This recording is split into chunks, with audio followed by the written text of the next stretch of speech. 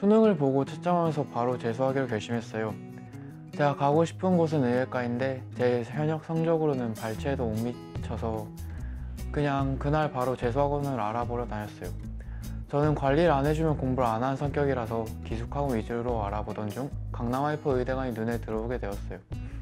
솔직히 대학을 붙여놓고 재수를 하는 게 아닌 입장에서 다시 보는 수능을 망치면 안 된다는 압박감 때문에 재수 실패할 수도 있다는 걱정이 많았어요.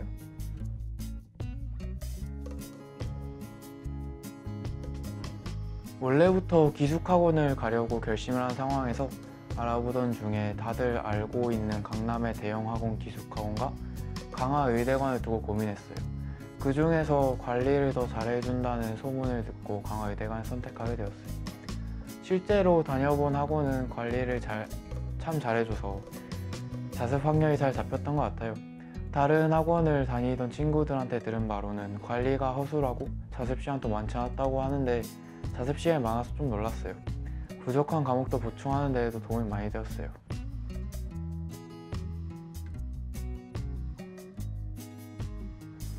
저는 과목별 학과 선생님들이 늦은 시간까지 남아서 질문 받아주시는 질문당직 프로그램이 가장 좋았던 것 같아요. 수업 시간에 이해하고 질문하기에 한계가 있었지만 이렇게 남아서 질문을 받아주시는 프로그램이 정말 도움이 많이 되었던 것 같아요. 특히 제가 약했던 국어와 영어는 질문당직을 통해서 성적을 많이 올릴 수 있었던 것 같아요.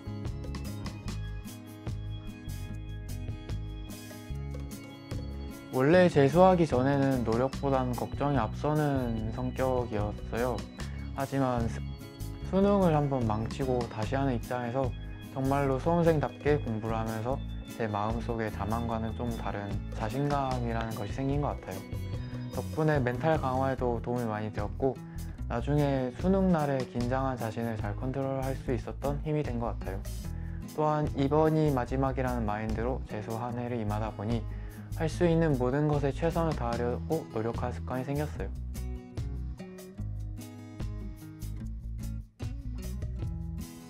국어는 재수하면서 생각보다 성적이 잘 안 오르는 과목이더라고요.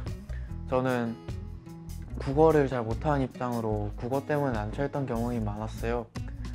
그래도 노력을 배신하는 것이 없더라고 꾸준히 하다 보니 국어 실력이 급상승하는 것이 보이더라고요.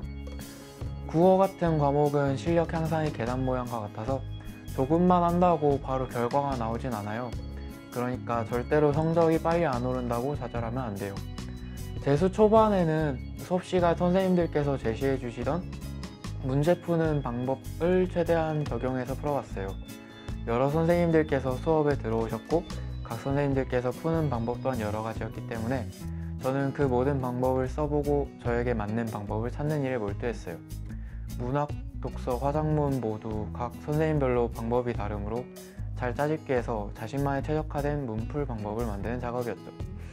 그리고 문법은 내용 정리를 최대한 꼼꼼히 했어요. 노트에 한 번씩 옮겨서 써보고 마지막 작업으로는 안 보고 노트에 다시 쓸 수 있게끔 내용을 정리했어요. 이 정리한 문법 내용을 저는 제 재수생활 마지막까지 보면서 문법 공부를 했어요. 비문학의 경우는 사실 가장 좋은 공부 방법은 기출문제를 분석하면서 논리적 대립상과 글의 전개 방식, 글쓴이의 의도 등을 파악하는 연습이 중요해요. 봤던 기출문제도 다시 볼수록 예전에 읽었던 것과는 다르게 읽혀요. 이게 느껴진다면 여러분은 국어 실력이 향상되었다는 것을 의미하는 것이죠. 저는 이를 반복해서 재수 끝 무렵에 느껴져서 다행히 국어 실력을 한 단계 더 올라갈 수 있었어요. 마지막으로 문학은 EBS 지문을 공부하되 전체적인 줄거리를 파악해 놓는 것이 중요해요. 또한 비연계 지문의 경우 시와 같이 난해할 수 있는 갈래는 시를 이해하기보다는 문제를 풀 수 있게 읽는 방법을 터득하는 것이 중요해요. 문학 작품도 비문학과 마찬가지로 논리적으로 잘 짜여진 글이에요. 수어와 주어를 잘 파악하여 흐름을 잡을 수 있다면 비연계 작품 또한 걱정할 필요가 없을 거예요.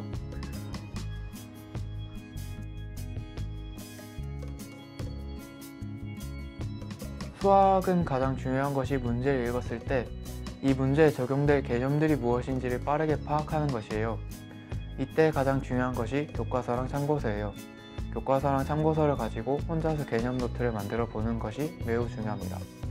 저는 수학을 좀 한다고 해도 자만하지 않고 개념 정리 노트를 만들었고 재수생활이 끝날 때까지 반복적으로 읽으면서 기출문제 적용해 보았어요. 솔직히 수학은 21번, 29번, 30번 위에 시험을 보는 것이죠. 하지만 다르게 생각해보면 앞선 27문제를 실수 없이 맞춰야 하는 시험이기도 해요.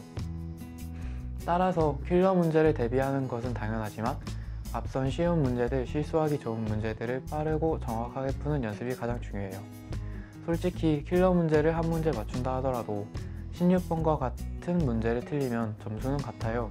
그러니까 절대로 앞선 문제를 소홀히 하면 안 된다는 것을 당부드릴게요.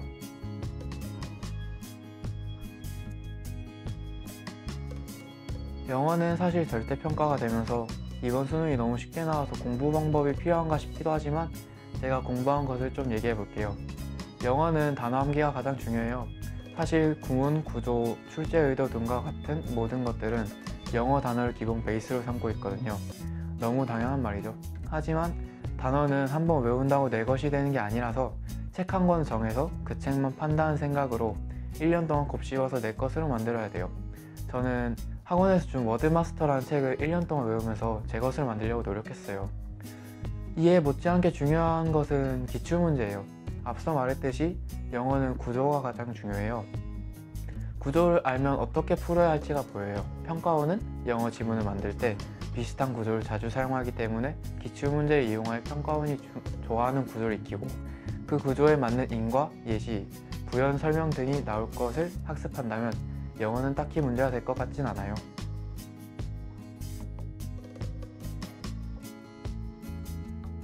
과탐은 화학 1과 생명과학 1을 선택했는데요. 사실 과탐도 내용 정리가 가장 중요하고 시간 관리가 가장 중요해요. 저는 6월 평가원 전까지 수업 시간과 참고서를 활용하여 내용 정리를 했어요. 수업 시간에 팁으로 주는 문제 푸는 방법을 내 것으로 만들기 위해 모의고사 때마다 적용 연습도 해봤어요. 6월 평가원 이후로는 이제 본격적으로 기출문제를 풀어보고 내용 정리를 다시 하는 시점이에요. 이렇게 3개월을 보내고 9월 평가원을 보고 나서부터는 6월과 9월 평가원에서 나온 문제들 중에 수능에 출제될 법한 문제를 다시 선별해서 유사한 문제를 재차 풀어보았어요.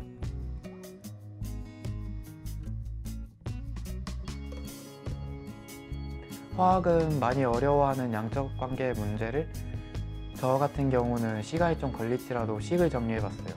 이때 중요한 것은 질량만 주어지면 질량으로 문제를 풀고 질량과 몰수 또는 부피 등이 같이 주어진다면 무조건 몰수로 바꿔 푸는 것이에요. 저는 이렇게 푸니 한 번에 풀려서 풀이 시간이 좀 길더라도 전체적으로 시간이 좀 세이브 되더라고요. 이 풀이는 우반석 선생님에게 배운 풀이에요. 강화 의대관에 오셔서 선생님한테 배운 이 기술로 재수 끝날 때까지 이득을 좀 봤죠.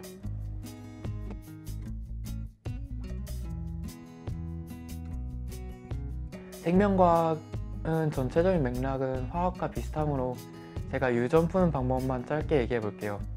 유전 문제 중에 생식세포 분열 문제를 풀 때 가장 도움되는 것을 하나 말씀드리자면 생식세포에 존재하는 유전자는 부모세포에 무조건 존재한다는 거예요. 이 역은 성립하지 않지만 이 명제를 잘 활용한다면 쉽게 자식세포에 해당하는 유전자형을 찾을 수 있을 거예요. 유전 문제 중에 가계도 문제는 노가다가 가장 빠른 문제인 것 같아요. 사실 저는 가계도를 각 유전병별로 따로 그렸거든요. 이게 머리가 좀 나빠서 헷갈리더라고요. 따로 그리다 보니까 연관인지 아닌지 반성인지 상념색체 유전인지가 한눈에 보이더라고요. 나중이 되니까 가계도 그린 시간도 얼마 안 걸려서 시간이 세이브 되는 방법이 되더라고요.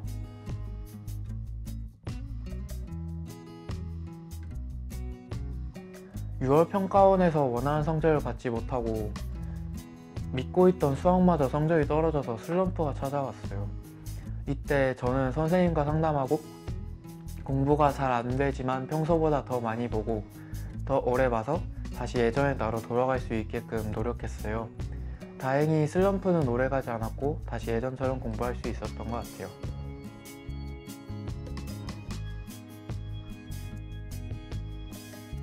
그냥 학원에서 시키는 활동을 자신의 계획에 맞춰서 공부를 하는 것이라고 생각해요.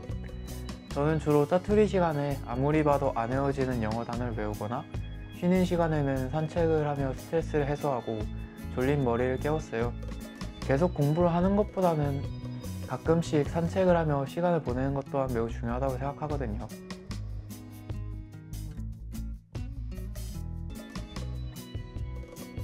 솔직히 말하면 작년에 수능을 망친 이유는 나의 공부 방법 중에 잘못된 습관이 많기 때문이라 생각했어요. 그래서 재수를 시작하는 초반이 제 재수 생활에 가장 중요할 거라는 생각이 들었죠. 제가 갖고 있던 잘못된 습관들을 버리고 여러 학습법을 시험해 보면서 저에게 최적화된 학습법을 찾는 시간이 필요하다고 생각되어 선행반을 선택하게 되었고, 또한 기숙 생활을 해보지 않았기 때문에 적응 기간이 필요했어요.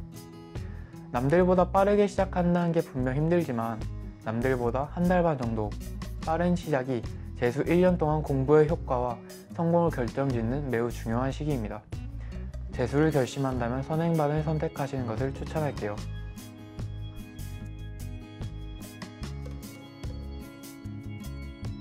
재수를 한다고 절대로 남들보다 뒤처진다고 생각하면 안 돼요.